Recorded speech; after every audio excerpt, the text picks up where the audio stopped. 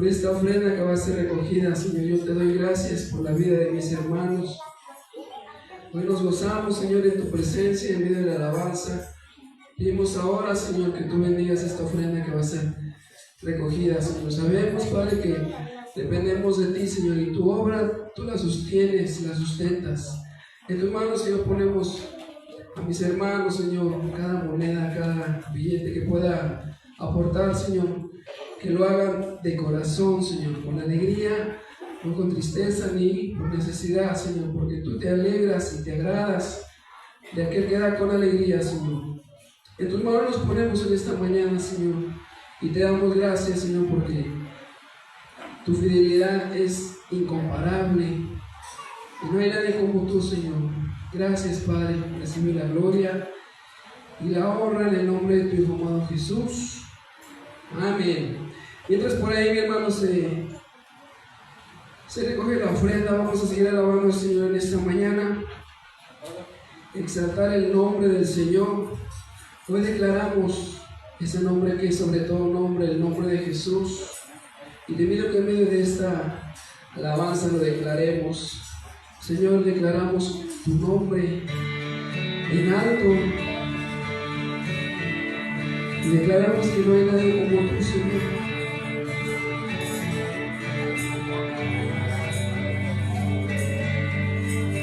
Adoramos, Rey.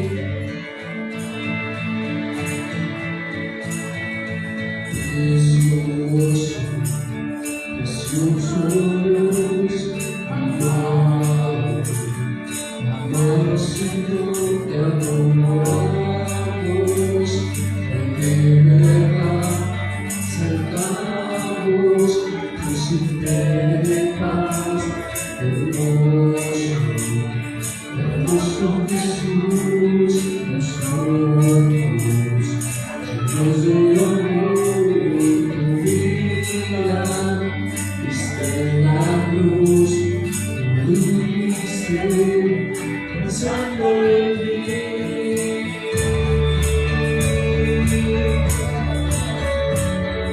Gracias, Señor. Hoy exaltamos tu nombre, Dios.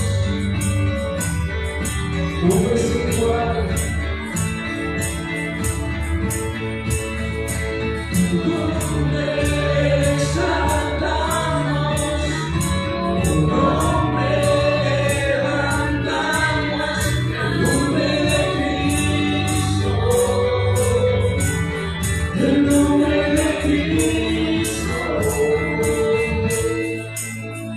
Precioso, precioso Dios, amado, amado Señor, adoramos, en verdad te salvamos, y siempre de paz, hermoso, hermoso Jesús, tus ojos llenos de amor, tu vida, viste la cruz, moriste, pensando en mí. Tu nombre exaltamos, tu nombre levantamos, el nombre de Cristo, el nombre de Cristo. Tu nombre exaltamos, tu nombre levantamos, el nombre de Cristo, el nombre de Cristo.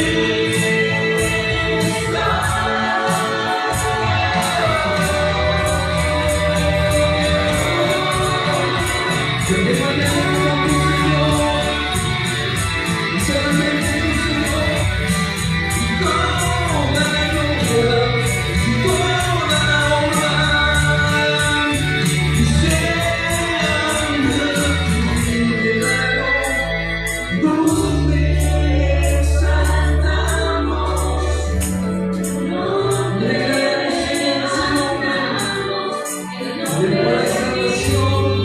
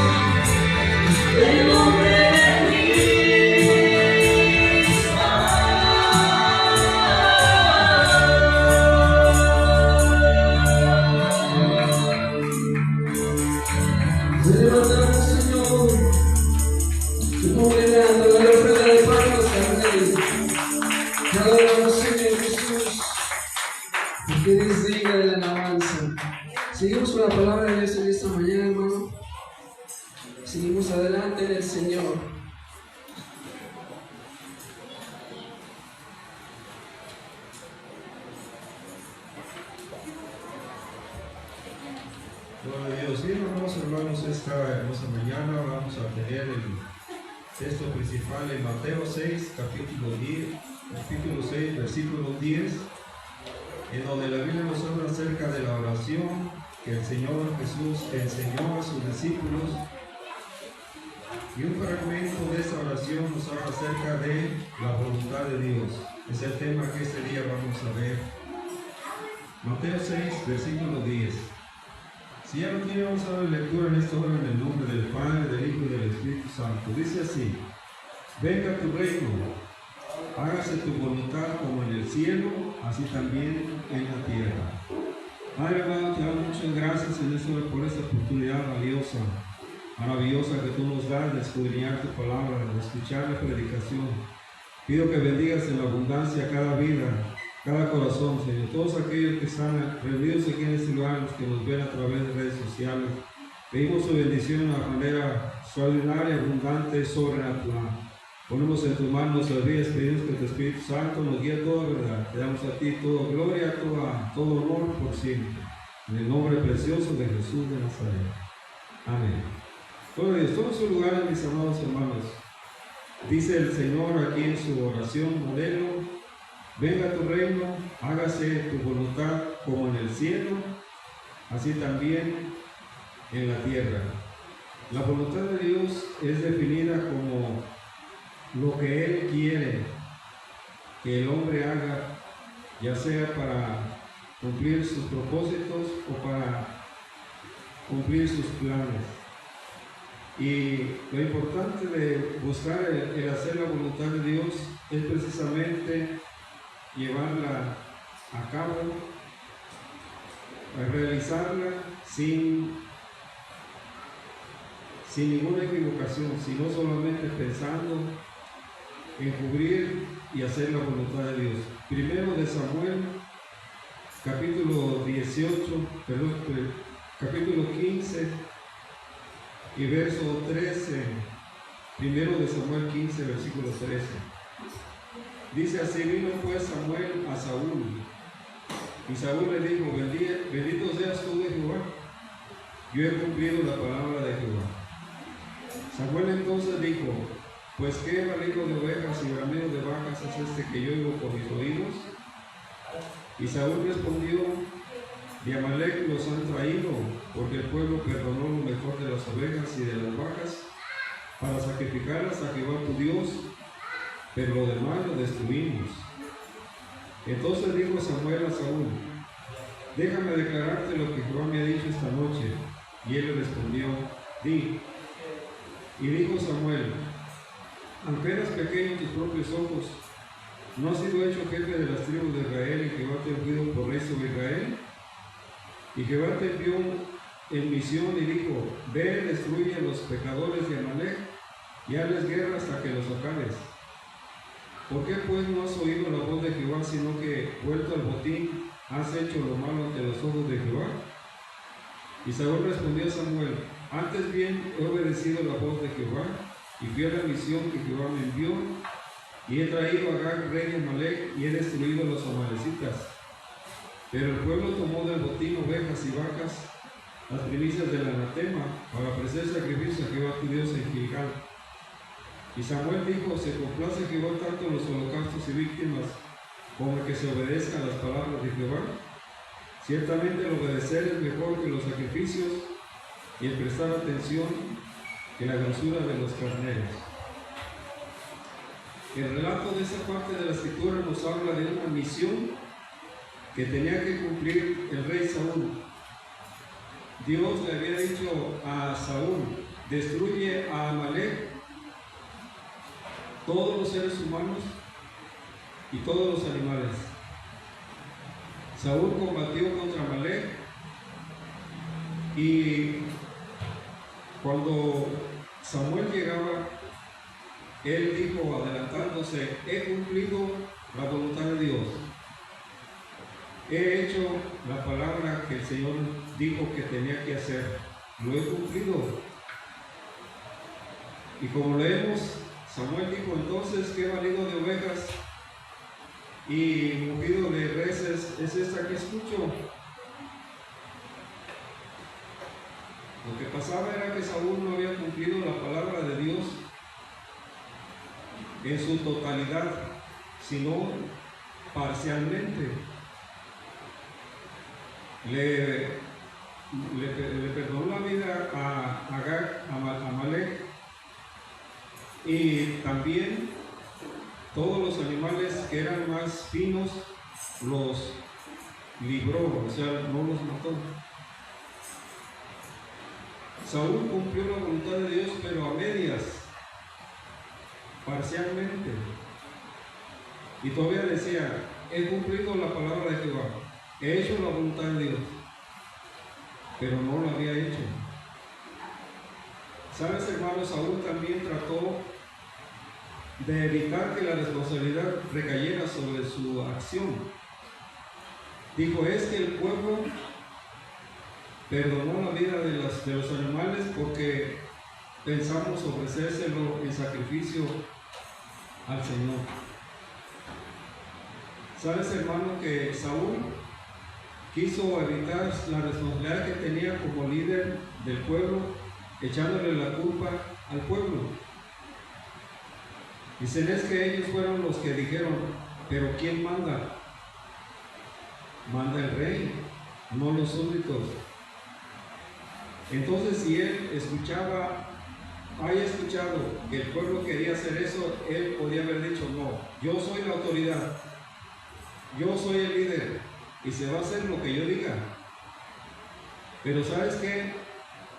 Saúl obedeció a Dios parcialmente y le echó la culpa al pueblo. Es que el pueblo fue el que decidió, es el pueblo el que dijo que hiciéramos eso. Él quería limpiarse de su responsabilidad, embarrando a los del pueblo. Pero dice, la intención era tener esos animales y ofrecerlos en sacrificio al Señor. Samuel dice, se complace Jehová en los sacrificios, no es mejor que los sacrificios la obediencia y el prestar atención que la grosura de los carneros. No has obedecido a Dios completamente, no has hecho la voluntad de Dios completamente. Y la Escritura nos dice que Samuel tuvo que ponerle los términos en los que se mueve el reino de Dios. Dios no se complace por sacrificios, sino obediencia. Es más importante la obediencia y el hacer caso. Por eso dice prestar atención, es decir, hacer caso para que cumplamos la voluntad de Dios. Si te ha pasado que tú estás haciendo la voluntad de Dios a medias o parcialmente, acuérdate lo que dijo el Señor. No todo el que me dice Señor, Señor, entrará en el reino de los cielos, sino el que hace la voluntad de mi Padre que está en los cielos. Es necesario hacer la voluntad de Dios. Y una cosa es decir, y otra cosa es hacer. Cuando nosotros hacemos la voluntad de Dios, vivimos una vida recta ante los ojos de Dios, una vida ordenada ante los ojos de Dios, porque eso es hacer la voluntad de Dios. Decir es una cosa, pero hacer es otra. Y necesitamos hacer la voluntad de Dios y también no hacerlo parcialmente o hacerlo a medias, sino que tenemos que hacerlo como el Señor lo dice en su palabra, como Él nos guía en su palabra, y hacerla en una forma completa. En Mateo 21, versículo 28, dice la palabra del Señor: ¿pero qué os parece? Un hombre tenía 2 hijos y acercándose al primero le dijo: hijo, ve hoy a trabajar en mi viña. Respondiendo él dijo: no quiero, pero después arrepentido fue. Y acercándose al otro le dijo de la misma manera, y respondiendo él dijo: sí, Señor, voy, y no fue. ¿Cuál de los 2 hizo la voluntad de su padre? Dijeron ellos: el primero. Jesús les dijo: de cierto os digo que los publicanos y las rameras van delante de vosotros al reino de Dios. Porque vino a vosotros Juan en camino de justicia y no le creísteis, pero los publicanos y las rameras le creyeron, y vosotros viendo esto, no os arrepentisteis después para creerle. El Señor ilustra con esa parábola de los dos hijos quién es el que cumplió la voluntad de su padre. El que fue a trabajar en el cultivo, en la viña. ¿Sabes, amado hermano, que el Señor ilustra con esto que es mejor hacer la voluntad de Dios que decir que sí estamos haciendo la voluntad de Dios? A veces, cuando encontramos en esa parábola dos figuras contradictorias, es decir, los hijos de este hombre, uno dijo, no voy a ir, pero después arrepentido fue. El otro dijo, sí lo voy a hacer, pero no fue. El que hizo la voluntad del Padre fue el que dijo primero, no voy a ir, pero después sí fue y sí hizo el trabajo que tenía que hacer en la viña. ¿Sabes, amado hermano? Muchas veces las personas se confunden o están equivocados en cuanto a sus conceptos para con Dios. Es decir, no están haciendo la voluntad de Dios, no están obedeciendo la palabra de Dios, pero dicen, no, de todos modos yo soy cristiana, no es cierto. La Biblia nos dice que Juan, en la carta primera de Juan, escribió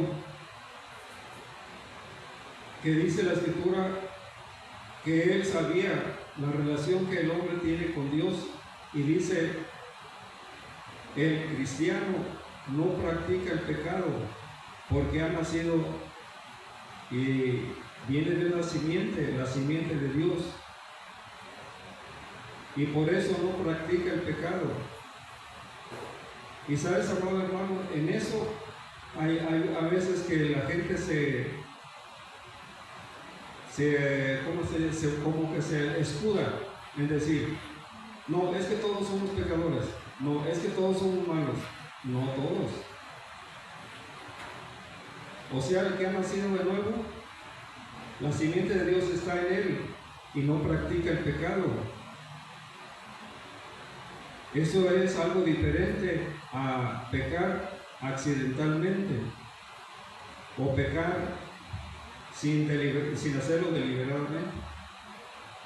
Cuando una persona practica el pecado, vive una vida pecaminosa, desordenada delante de los ojos de Dios, pero piensa, no, de todos modos yo voy a la iglesia, no, de todos modos yo estoy en el camino de Dios.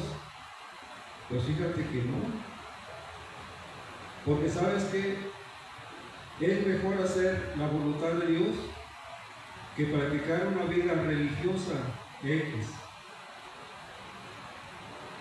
Yo me sorprendo de cómo en Estados Unidos la iglesia cristiana está tan corrompida.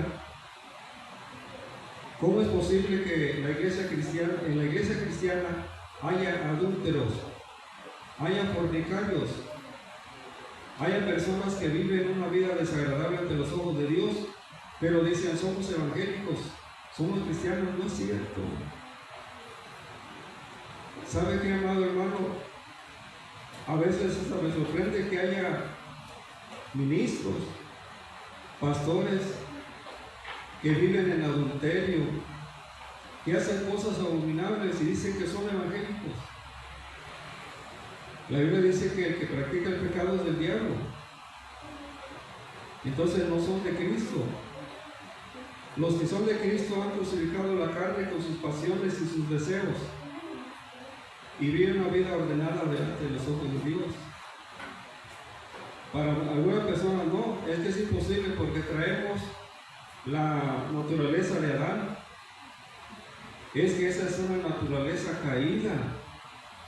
Y nosotros hemos sido restaurados de esa naturaleza caída y nosotros ahora tenemos la naturaleza de Dios en nosotros. Por eso podemos vencer, porque la Biblia nos dice que hemos vencido a través de la fe. La Escritura nos dice que hemos sido vencedores por medio de la fe. Así que podemos nosotros triunfar sobre la tentación, sobre el pecado, sobre la inmundicia, porque tenemos ese poder o esa autoridad que el Señor nos ha dado. Dice la Escritura, hermanos, que la voluntad de Dios está establecida en su palabra. A veces también Dios la ejecuta a través de ministerios, pero que son ministerios correctos, no son ministerios apegados a la palabra. En Romanos capítulo 12 y versículo 2 dice: no os conforméis a este siglo, sino transformaos por medio de la renovación de vuestro entendimiento, para que comprobéis cuál sea la buena voluntad de Dios, agradable y perfecta. La voluntad de Dios es buena, agradable y perfecta. Dios nunca te va a mandar a hacer algo que no es conforme a las Escrituras. Porque a veces alguna persona se escuda en decir: yo sé que está mal esto que estoy haciendo, pero Dios me dijo que sí lo podía hacer. Y es imposible que Dios vaya en contra de su palabra. ¿Sabe? Yo conocí a una joven hace muchos años, en los años 70, que trabajó con un hombre que tenía una empresa. Ese hombre pues la convenció, la sedujo y tuvo un hijo con él. Ese hombre era casado, no se podía casar con él. Pero ¿sabes cuál fue el pretexto que dijo ella? Dijo: yo sé que la palabra de Dios habla de que no debemos cometer adulterio, pero yo hice un trato con Dios y Dios me dijo que estaba bien lo que yo había hecho. Ese es un trato entre él y yo. Pues ¿sabes qué? No lo creo, lo rechazo, porque Dios no es alcahuete de nadie. Dios no es cómplice de nadie. Lo que quiere decir esta mujer es: Dios trata conmigo de una forma especial y a los demás los sigue con su ley, pero yo no. Como si ella fuera alguien diferente o importante, que Dios le podía pasar por alto lo que hizo. Esas son puras mentiras. Son solamente palabras que quieren justificar su mala conducta. En vez de decir: no está bien lo que hice, me arrepiento. Dijo: no, es que Dios y yo quedamos en un acuerdo y Él me dijo que estaba bien lo que yo hice. No es cierto, no. Muchas de esas actitudes o conductas revelan la rebelión, revelan la negativa a hacer la voluntad de Dios. Pero ¿sabes qué, hermano? Cuando nosotros sabemos que la voluntad de Dios es buena, agradable y perfecta,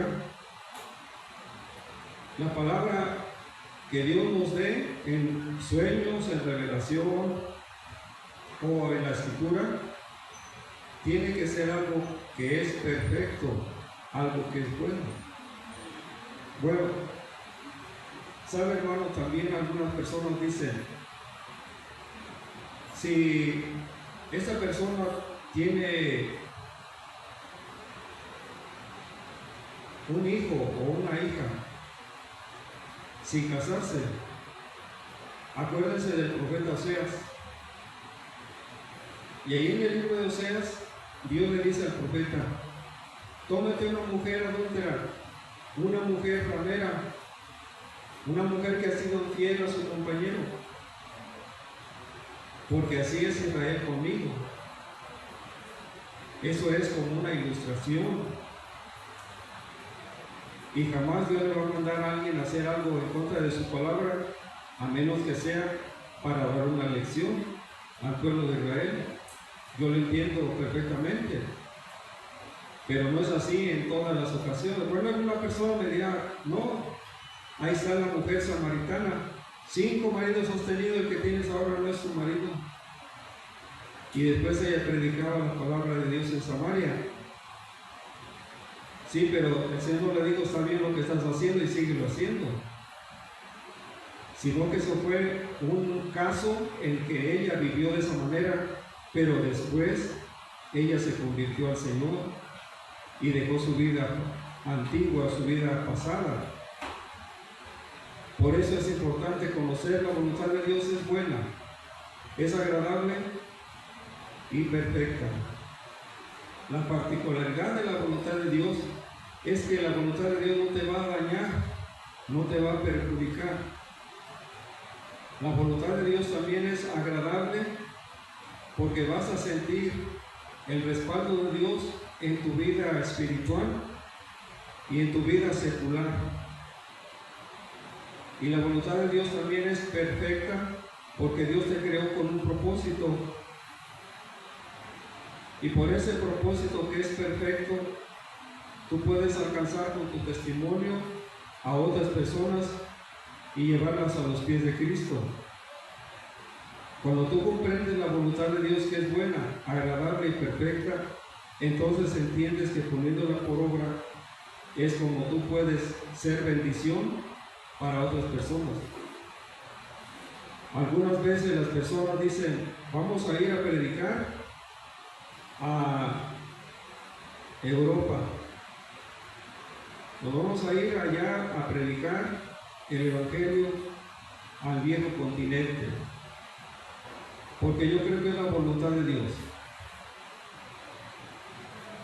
Pero ¿sabes qué? A veces no alcanzan ni siquiera a los de la nación en donde viven aquí en México, y ya están diciendo que van a ir a alcanzar a otras naciones, cuando no es así, porque lo único que saben hacer es irse a pasear, a conocer Alemania, a conocer Francia, a conocer España, a viajar de un lado a otro, vagos, porque ¿sabes qué? No están haciendo la voluntad de Dios, porque la voluntad de Dios se refleja cuando Jesús dijo, quedaos en Jerusalén hasta que seáis investidos de poder desde lo alto.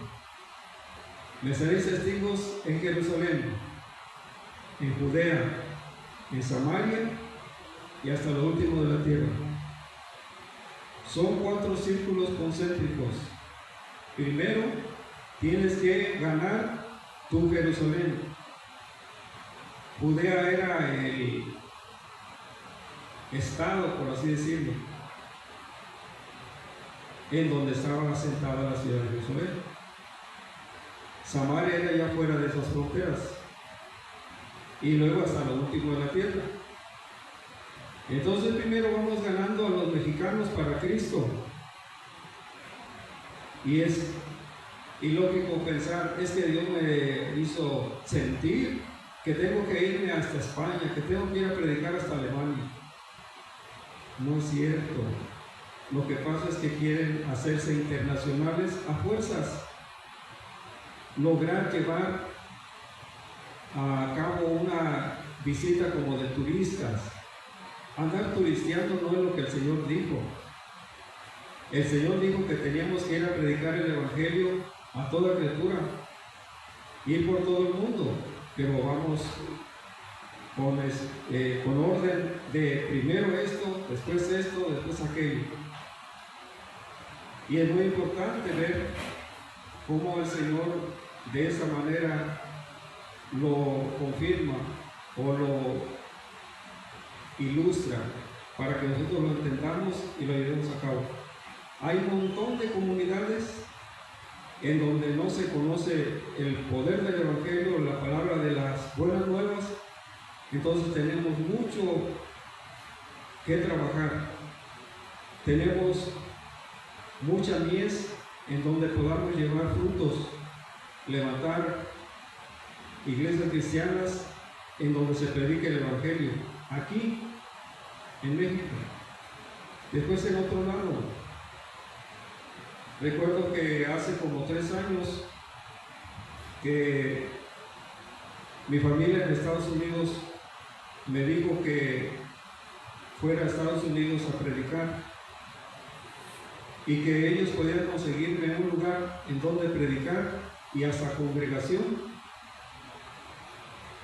¿Sabes, hermano? Yo estaba en una situación difícil en Jalisco y estuve analizando y pensando qué era lo que tenía que hacer. Y cuando yo estuve orando y pensando qué era lo que debía de hacer, ya había iniciado trámites para el pasaporte, ya tenía el pasaporte, los trámites para la visa. Y cuando se iba a llegar la fecha en que iba a tramitar la visa, yo le dije a mi hija Jessica y a Ricardo, yo no voy a Estados Unidos. Si quieren ustedes arreglen sus papeles y se van, pero yo no voy. Yo me quedo aquí en México. ¿Sabes, hermano? Yo estuve buscando la dirección de Dios para tratar de hacer la voluntad de Dios en una manera muy profunda. Yo pensé, si voy allá y me arraigo en Estados Unidos, ya no voy a regresar a México. Y estaba yo en esa encrucijada de qué era la voluntad de Dios, cuál era la voluntad de Dios. Y tuve la decisión de regresar, de estar aquí otra vez en Guanajuato. Sabes, hermano, que cuando yo dejé ir a predicar a San Juan de la Vega, hasta algunas personas se alegraron. Dijeron, qué bueno que ya no está, qué bueno que se acabe esa iglesia. Diablo mugroso, porque sabes que eso no es de Dios. Esas palabras no son de Dios, ni de un hijo de Dios. Pero sabes, hermano, yo volví buscando hacer la voluntad de Dios, arriesgándome a unas situaciones difíciles que he vivido aquí. Pero sabes, hermano, yo decidí no tramitar la visa, se perdió lo que era el pago y todo eso, el trámite que también costaba dinero, todo se perdió. Pero dije yo no me voy para allá, yo tengo que estar en México y tengo que estar en Celaya. ¿Sabes, hermano? Hay ocasiones en que al pensar en la voluntad de Dios, el pensar qué es lo que Dios quiere para el ministerio, para nuestra vida, a veces es difícil elegir o decidir, pero yo decidí eso y me regresé a Celaya. Mire, a veces es difícil hacer una decisión, pero se tiene que tomar una decisión de una manera o de otra. Decía una de mis hermanas, ¿a qué te regresas a Celaya? ¿Qué tal si te hacen algo? Porque ellos sabían en las noticias cómo es que vive la ciudad convulsionada por la violencia. Le dije, no me importa ya. La verdad, yo tomé la decisión y me regreso. ¿Sabes, hermano? Para mí es mejor hacer la voluntad de Dios, aún con riesgos y peligros. Pero yo tengo que hacer la voluntad de Dios. Mire, en Lucas 22, versículo 42, Jesús dijo esas palabras: Padre, si quieres, pasa de mí esta copa, pero no se haga mi voluntad, sino la tuya. Estas palabras las dijo Jesús cuando estando en el huerto estaba a punto de ser aprehendido y llevado a la muerte en la cruz. Él sabía todo esto. Él sabía lo que le iba a suceder, porque antes había profetizado: el Hijo del Hombre será entregado en manos de pecadores y le crucificarán.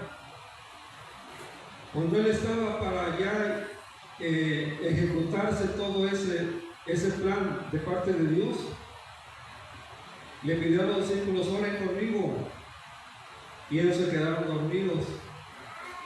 Volvió y les dijo que volvieran a ayudarle en la oración, y se volvieron a quedar dormidos. Y cuando Jesús oraba, dice: Padre, si quieres, pasa de mí esta copa, es decir, la copa de amargura y de dolor que iba a sufrir por su sacrificio. Él estaba diciendo de otra manera: si los creyentes pueden ser salvos de otra manera, que no sea por mi sacrificio, si se puede evitar, hazlo. Pero si no se puede, que sea tu voluntad y no la mía. Es decir, el Señor antepuso la voluntad del Padre que la voluntad de Él. Porque Él, teniendo la naturaleza humana, como todos nosotros, la naturaleza humana, cuando se llega el tiempo de la muerte, es de temor, de miedo. Y por eso dice la Escritura que estando en la agonía oraba intensamente, y su sudor como grandes gotas de sangre que caían hasta la tierra, por la presión, por la tensión que estaba viviendo el Señor. Pero digo, si hay otra forma de que sean salvos los creyentes, Señor, hazlo. Pero si no hay otra forma, estoy dispuesto. Que se haga tu voluntad y no la mía. Él antepuso la voluntad de su Padre a la voluntad de Él. A veces, hermano, a algunas personas no les gusta oír acerca del sacrificio de Cristo. Dicen: es que eso es muy sangriento, muy sanguinario. Yo prefiero al Jesús de amor, que hablaba cosas bonitas. ¿Sabes quién es el interesado en que no se sepa del sacrificio de Cristo? El diablo. Porque el diablo fue derrotado cuando Jesús dio su vida en la cruz de Calvario. Y por eso dice: no digan nada de eso, no platiquen de eso, no compartan. Es mejor hablar de un Jesús amoroso, un Jesús que agarraba a los niños, los bendecía, un Jesús que hablaba palabras bonitas. No, es que también tenemos que hablar acerca de su sacrificio, porque es el clímax de su ministerio. O sea, es lo más importante de su ministerio. Como dice Isaías 53, todos nosotros nos descargamos como ovejas, pero Jehová cargó en él el pecado de todos nosotros. Fue azotado y herido, nosotros lo tuvimos por herido por Dios, azotado por Dios, mas el herido fue por las rebeliones, morido por nuestros pecados. El castigo de nuestra paz fue sobre él, y por su llaga fuimos nosotros curados. ¿Sabes, hermano? Cuando Pablo hablaba acerca de las narrativas que había entre las iglesias cristianas, decía: una cosa es lo que yo quiero saber, que yo quiero solamente saber del sacrificio de Cristo y nada más. Porque puede ser algunas fábulas, algunas leyendas, algunos mitos, los que pululan sobre las iglesias, pero eso no tiene ninguna importancia.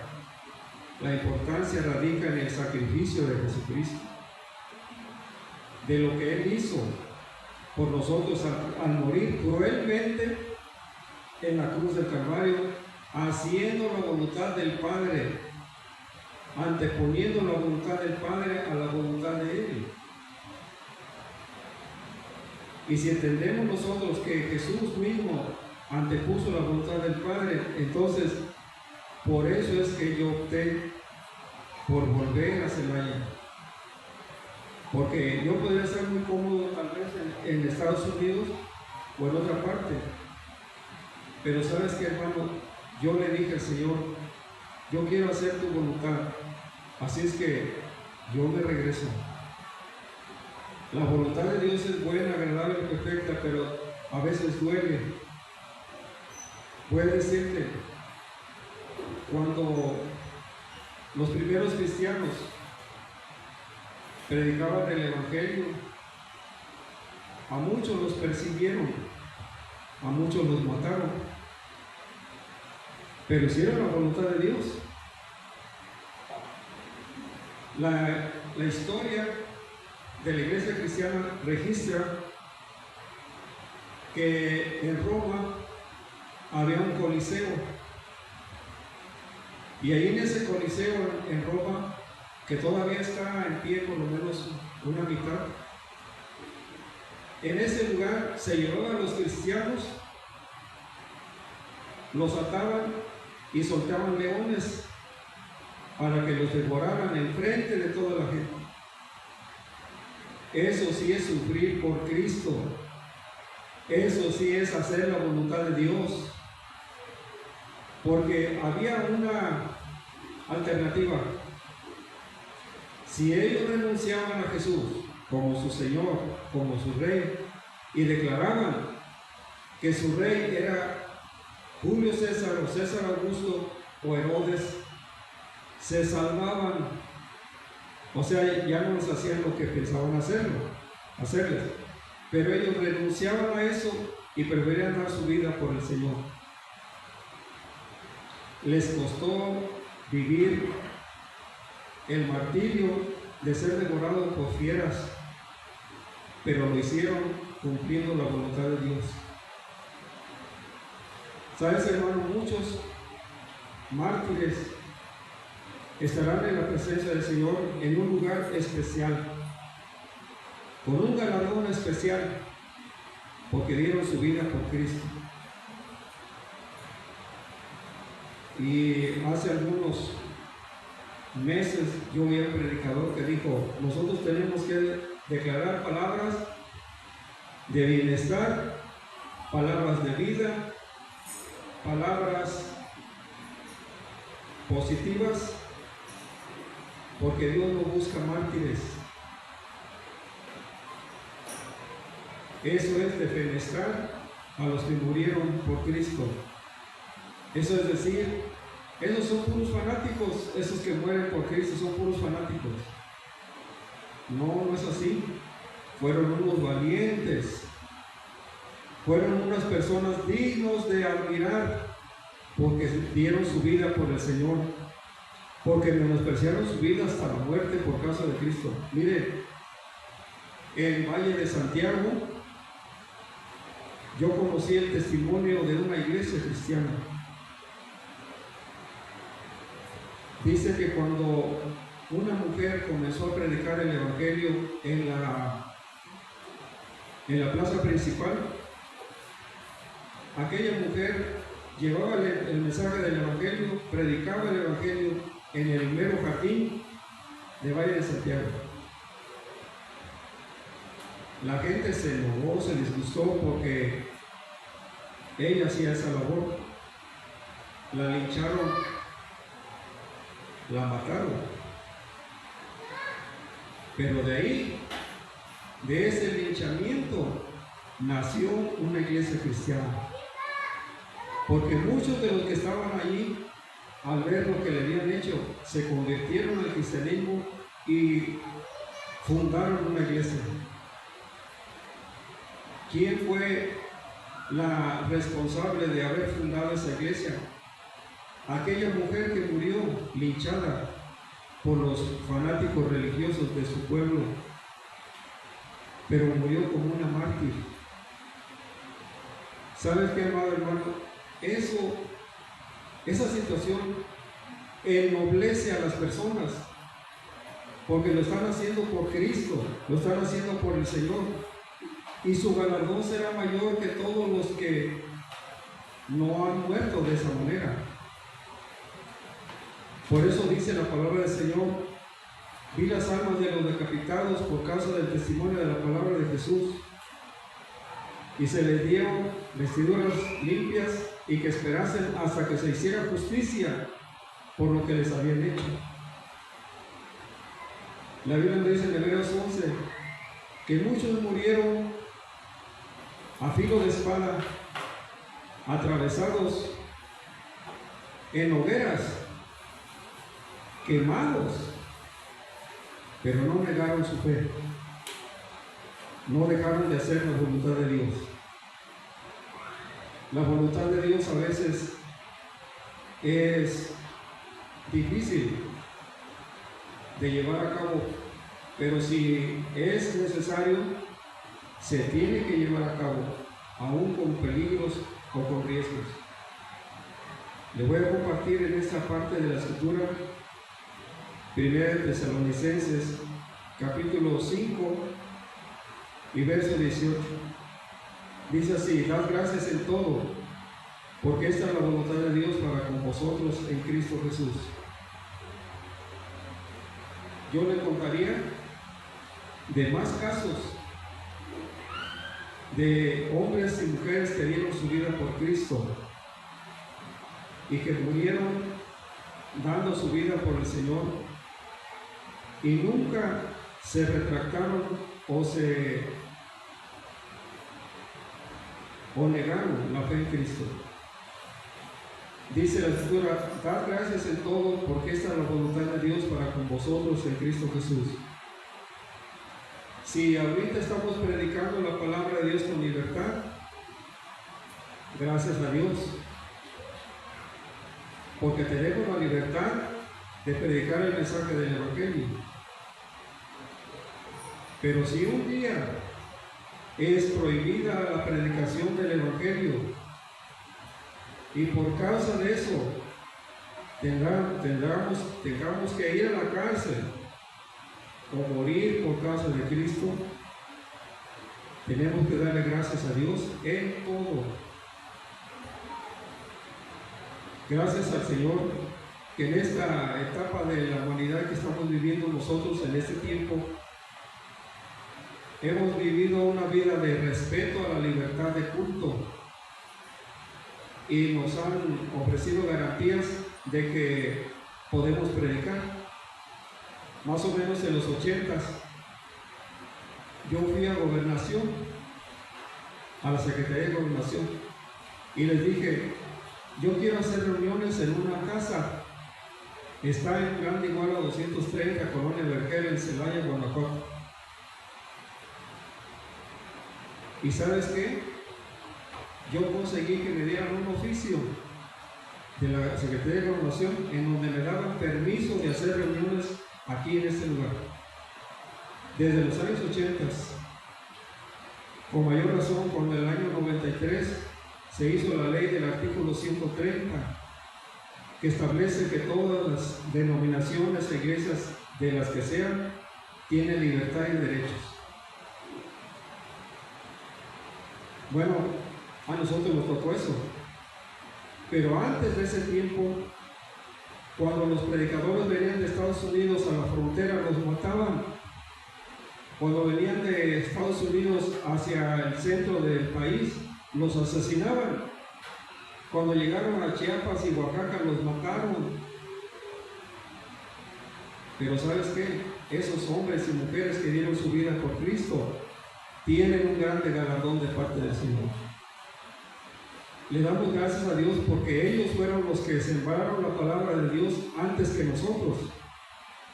Y Dios permitió que la obra de Dios permaneciera y que la luz de la palabra quedara encendida. Y ahora le damos gracias a Dios por ellos, por lo que hicieron. Le damos gracias a Dios porque en este tiempo nosotros tenemos garantías de libertad de culto y lo tenemos consagrado en la Constitución. Pero ¿qué tal si pasa el tiempo y se prohíbe la predicación del Evangelio y se cierran las iglesias cristianas y se persigue a todos los cristianos? Tenemos que darle gracias a Dios en todo y por todo. Bien dijo el Señor en Mateo 24: habrá una tribulación como no la hubo antes, ni la habrá después, y muchos se entregarán unos a otros. Y cuando habla el Señor de ese peligro, dice: si ese tiempo no fuera cortado, nadie sería salvo, pero por causa de los escogidos el tiempo es acortado. Pero imagínense lo terrible que será cuando sucedan esas cosas. Pero aún en esas situaciones, tenemos que darle gracias a Dios, porque les tocó a los anteriores a nosotros la persecución y la muerte. Ahora nos tocó a nosotros vivir en libertad y con derechos. Gracias a Dios por antes, gracias a Dios por ahora, y gracias a Dios por lo que vaya a suceder más adelante, porque de alguna manera Dios preservará a su pueblo para que siga predicando el Evangelio a pesar de la persecución y de la tribulación con que serán perseguidos los cristianos de ese tiempo. Dice la Escritura que tenemos que dar gracias a Dios en todo. Tú tienes que aprender a darle gracias a Dios en todo tiempo, en todas las circunstancias que tú vives, porque esta es la voluntad de Dios para con nosotros en Cristo Jesús. Si tienes recursos, dale gracias a Dios. Si no tienes, también dale gracias a Dios. Si tienes salud, dale gracias a Dios. Si no la tienes, dale gracias a Dios. O sea, tu gratitud hacia Dios no depende de tu estado. Es que yo estoy sano, es que yo estoy bendecido, es que yo estoy prosperado y por eso le doy gracias a Dios. Y si no lo estuvieras,